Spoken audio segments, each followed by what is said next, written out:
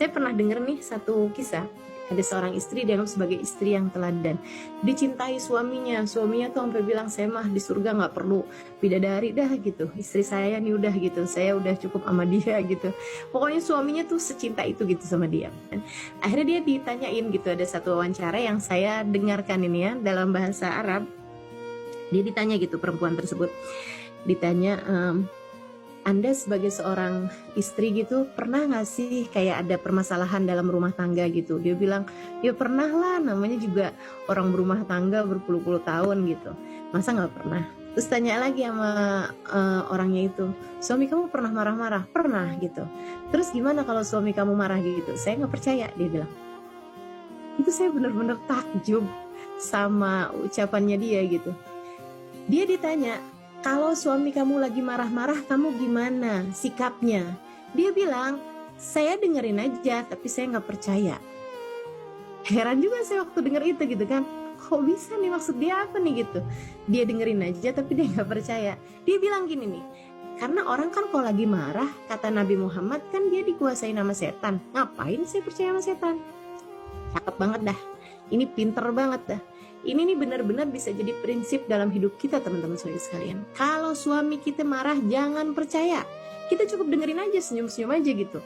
Jangan ngelihatnya sebagai yang laki gue nih emang bener-bener banget nih, dia marahin gue kayak begitu, dia pikir dia doang yang bisa marah. Itu teman-teman sekalian, nggak banget.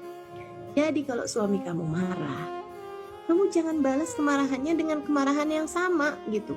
Kalau kamu kayak begitu, dia marah, kamu marah lagi, ya habis dong rumah tangganya.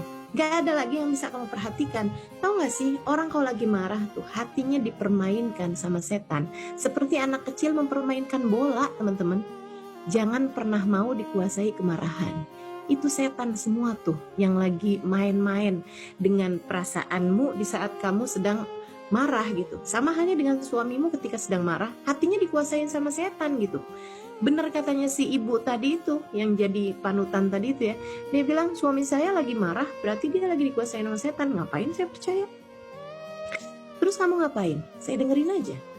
Terus habis itu, habisnya dia selesai marah-marah, saya akan pergi ke dapur. Yang dia akan lakukan di dapur adalah dia bikinin teh, dia bikinin makanan-makanan kesukaan suaminya, goreng-goreng pisang gitu kan kalau di kita ya.